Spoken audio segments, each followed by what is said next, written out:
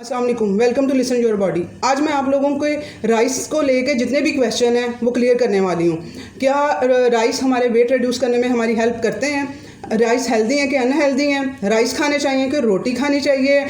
Rice को हम लोग जो डायबिटिक पेशेंट हैं क्या वो राइस खा सकते हैं? मैं इन सब क्वेश्चन को क्लियर करने वाली हूँ। अगर आप लोगों को लगे कि ये मेरा वीडियो इन्फॉर्मेटिव है तो आप लोग प्लीज़ मेरे चैनल को सब्सक्राइब करें और लाइक करें और उसे शेयर करें ताकि मुझे मोटिवेशन मिलती रहे। अब सबसे पहले मैं डिस्कस करती हूँ कि हम लोगों ने जो है वेट रिड्यूस में किस तरह से ये हमारी हेल्प करते हैं। राइस किस में आते हैं? कार्ब्स में आ जाते हैं। कार्बोहाइड्रेट हमें एनर्जी देते हैं फौरी तौर पे, और अगर हम उस एनर्जी को यूटिलाइज नहीं करेंगे तो वो हमारी फैट में कन्वर्ट हो जाती है। ठीक है, इसीलिए कहते हैं कि इंसुलिन जो सा हार्मोन होता है फैट स्टोरिंग हार्मोन होता है, क्योंकि अगर हम उस एनर्जी को यूज़ नहीं करेंगे तो वो फैट में कन्वर्ट हो जाएगी। तो हम लोगों ने राइस को जो सा है, आप लोगों ने मेरी पिक्स देखी होंगी, और अगर हम लोग कार्ब्स का सीख लें कि किस टाइम पे हम लोगों ने खाने हैं और कितनी क्वांटिटी में खाने हैं तो हमारी ज़िंदगी आसान हो जाएगी। कार्ब्स में अब आता क्या क्या है, इसमें चावल आ जाते हैं, फ्रूट्स आ जाते हैं, कुकीज़ आ जाती हैं, इस तरह की अनहेल्दी चीज़ों को तो मैं ले ही नहीं रही ना। ठीक है, तो हम लोग जो घर में मीठा हम लोग बेसन वगैरह से इन चीज़ों से बनाते हैं वो भी हमारे थोड़ा कार्ब्स में होते हैं। प्रोटीन थोड़ा होता है उसमें बेसन में, लेकिन कार्ब्स में ही वो आता है क्योंकि उसमें गुड़ वगैरह मैं यूज़ करती हूँ, वो कार्ब्स में ही आता है। तो ये सारे कार्ब्स हैं। अगर हम लोग ये सीख लें कि हम लोगों ने कार्ब्स किस टाइम पे खाने हैं, कितनी क्वांटिटी में खाने हैं, तो हमारे लिए बहुत आसानी हो जाएगी। और मैं यही कोशिश कर रही हूँ कि आप लोगों को ये मैं सारी चीज़ें सिखा सकूँ। हम आप लोगों ने मेरी पिक्स में देखा होगा कि मैं राइस जोन से हैं, अक्सर मैं राइस लेती ही ज़्यादातर मैं राइस लेती ही रात को।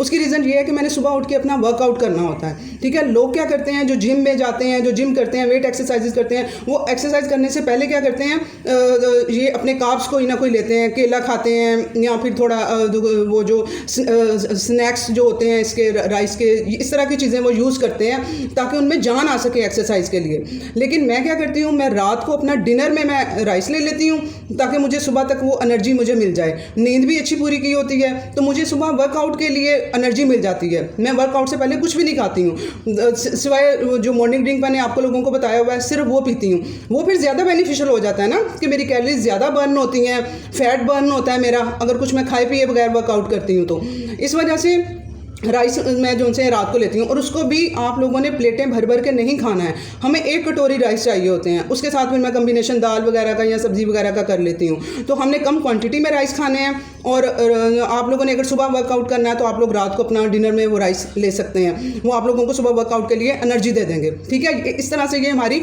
राइस हेल्प करते हैं वेट रिड्यूस करने में। लोग क्या करते हैं, राइस छोड़ देते हैं, जो वेट रिड्यूस करवाते हैं वो राइस कहते हैं नहीं खाने हैं जी, वेट बढ़ जाएगा आप लोगों का।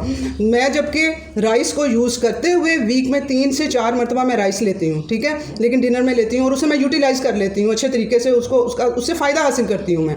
उसके बाद आप देखें, अगर हम लोग दोपहर को राइस खाएंगे, जो खाते हैं या खाएंगे हम लोग दोपहर में क्या होगा, हम राइस खाने के बाद वो जल्दी, और ये कार्ब्स होते हैं जल्दी डाइजेस्ट हो जाते हैं। ठीक है, डाइजेस्ट बहुत जल्दी होते हैं ये। 1-1.5 घंटे बाद हमें हज़म हो जाएंगे, डाइजेस्ट हो जाएंगे, हमें फिर भूख लगेगी, हम दोबारा से स्नैकिंग करेंगे, दोबारा से खाना खाएंगे, हम ज़्यादा कैलोरीज ले लेंगे, उससे हमारा वेट बढ़ेगा। तो इस तरह से वेट रिडक्शन में भी ये हेल्प इस तरह से करते हैं, और वेट बढ़ा भी सकते हैं ये अगर हम लोग इसको गलत टाइम पे यूज़ करेंगे। अगर हम लोग दोपहर में इसे खाएंगे, 1-1.5 घंटे बाद हमें भूख लग जानी है क्योंकि इन्होंने डाइजेस्ट हो जाना है, और आप लोगों ने वर्कआउट भी नहीं करना है दोपहर के बाद, तो वो सारी एनर्जी कहाँ जाएगी, आपकी फैट में कन्वर्ट हो जाएगी। वो सारी की सारी जो आपने इसके थ्रू एनर्जी ली होगी उसे यूटिलाइज नहीं किया होगा, वो आपके अंदर बॉडी में फैट की फॉर्म में वो डिपॉजिट हो जाएगी। आप लोगों ने क्या करना है, दोपहर को आपने रोटी खानी है, रोटी प्रेफर करनी है, और रोटी को आप लोगों ने दोपहर को खाना रज के खाना है कि आपको अगले 5 घंटे तक भूख ना लगे, आप लोग स्नैकिंग की तरफ ना भागें। तो आप लोगों ने दोपहर को राइस यूज़ नहीं करने हैं, राइस आप दोपहर को आप लोगों ने रोटी ही खानी है। ठीक है, और पेट भर के खानी है, साथ में आपने अपना कम्बिनेशन, और ये नहीं कि मैं कह रही हूँ कि 2-2 रोटियाँ खानी, 1 रोटी खानी है और साथ में वो वेजिटेबल, और जो मैंने सारा कुछ कम्बिनेशन बताया हुआ है कि दाल, गोश्त, ये सारी चीज़ें करके कम्बिनेशन, यानी कि दोपहर को आपने राइस नहीं लेने हैं, रोटी लेनी है। उसके बाद बात आ जाती है, अब यही राइस मैं किस तरह से बताती हूँ कि स्टूडेंट्स किस तरह से लेंगे। अगर आपका बच्चा है, स्टूडेंट है, पढ़ने वाला है, वो स्टडी कर रहा है, उसके एग्जाम्स है, स्टडी कर रहा है, उसको स्टडी करते हुए बीच में भूख लग गई है, आप अपने बच्चे को क्या देंगे? रोटी देंगे या राइस देंगे? आप अपने बच्चे को राइस देने चाहिए आपको। इसकी रीज़न क्या है? क्योंकि वो फ़ौरन एनर्जी देंगे, डाइजेस्ट होना ईजी होएगा उनका और वो फ़ौरन एनर्जी देंगे। अगर आप बच्चे को रोटी दे देंगे, रोटी को हज़म करने में जिस्म का पूरा जोर लगता है, ब्रेन से सारा ब्लड जो सा है वो स्टमक की तरफ आता है, ठीक है, उसको डाइजेस्ट करवाने के लिए। तो वो सारा खून जो सा है वो ब्लड जो सा सारा है वो स्टमक की तरफ आता है ताकि वो रोटी जो आप लोगों ने खाई है वो डाइजेस्ट हो सके। इस वजह से, और बच्चा तो स्टडी कर रहा होगा, उसने अपना कंटिन्यू स्टडी करनी है, उसकी कंसिस्टेंसी ना टूटे।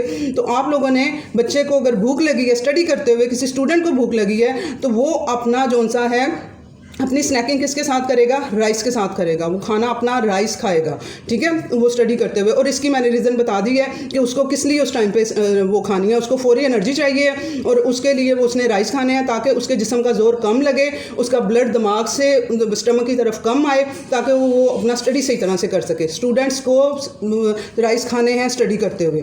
उसके बाद बात आ जाती है जी, हम लोगों ने अगर जो हमारे पेशेंट हैं, डायबिटिक पेशेंट हैं और वो बुज़ुर्ग भी हैं, थोड़ी एज भी ज़्यादा है, तो आप लोग कोशिश करें उनको राइस कम दें या ना दें, कम दें। उसकी रीज़न मैं बताती हूँ कि ये है कि वो अब खाएंगे, खाना डाइजेस्ट हो जाएगा, उन्हें दोबारा से भूख लगेगी और जो उन्होंने खाया होगा उनकी एक्टिविटी भी ज़्यादा नहीं होगी, तो वो फिर कहाँ जाएगा? वो फैट में कन्वर्ट होएगा, उनके लिए वो नुकसान, उनको दोबारा से भूख लगेगी, ठीक है। वो खाना डाइजेस्ट हो गया, उन्हें दोबारा से भूख लगेगी, वो दोबारा से खाना खाएंगे, उससे क्या होगा?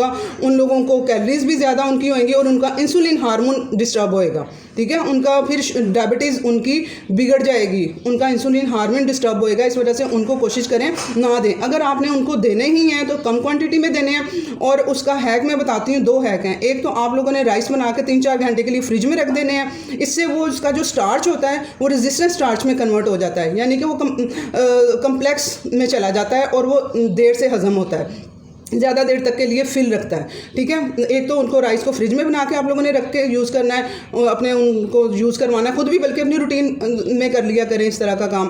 उसके बाद दूसरे नंबर पे आपने उनको क्या करना है? कोकोनट ऑयल या देसी घी या मक्खन, ठीक है ना, जो ज़्यादातर कोकोनट ऑयल प्रेफर करें, क्योंकि इससे ये है ना कि वो उनकी एक्टिविटी ज़्यादा नहीं है। अगर देसी घी हम दे देंगे तो उसको डाइजेस्ट करने के लिए भी उनको एक्टिविटी करना पड़ेगी। बात ये है कि वो डायबिटिक पेशेंट हैं, ऊपर से उनकी एक्टिविटी ज़्यादा नहीं है, तो आप उनको देसी घी मक्खन ना ही दें, ठीक है। अगर वो दिन के टाइम ले रहे हैं तो वो फिर दे सकते हैं, रात के टाइम तो बिल्कुल नहीं ना। आपने कोकोनट ऑयल देना है, ठीक है ना। कोकोनट ऑयल के 1 और 2 स्पून उसके ऊपर, राइस के ऊपर डाल के आपने वो उनको राइस देने हैं। वो उनको फिल भी रखेंगे, एनर्जी लेवल भी देंगे। और जो कोकोनट ऑयल होता है उसका मैं आप लोगों को बता दूं, शायद आप लोगों को पहले पता है या नहीं पता है, ये हज़म शुदा होता है, यानी कि ये हमारे जब हम खाते हैं हमारे मुंह के अंदर ही डाइजेस्ट हो जाता है। इसको स्टमक में जाके एफर्ट नहीं करनी पड़ती डाइजेस्ट होने के लिए, ये हमारे मुंह के अंदर ही डाइजेशन इसकी स्टार्ट हो जाती है कोकोनट ऑयल की। इस वजह से आप लोग अपने बुज़ुर्गों को जो हैं उनको कोकोनट ऑयल, आप अगर कोई हेल्दी ऑयल देना चाहते हैं तो उनको एग वगैरह भी कोकोनट ऑयल में बना के दिया करें, ठीक है। और गर्म का कोई इसमें कंसेप्ट नहीं है। आप लोग वाटर का यूज़ अच्छा रखेंगे, स्मूदीज़ वगैरह साथ में यूज़ करेंगे तो आप लोगों को इसका इशू नहीं होगा कि भी कोकोनट ऑयल गर्म है, नहीं है गर्म। आप लोग कोकोनट ऑयल का अपने जो डायबिटिक पेशेंट हैं और एज थोड़ी ज़्यादा है उनको आप यूज़ करवा सकते हैं और ख़ुद भी कर सकते हैं। इस तरह से आप लोग राइस को अच्छे और बुरे तरीके से किस तरह से यूज़ करना है, आई थिंक आप लोगों को इस वीडियो में सारी समझ आ गई होगी कि हम लोगों ने राइस को किस तरह से लेके चलना है। और आई होप ये वीडियो आप लोगों के लिए हेल्पफुल होगा। अल्लाह हाफ़िज़।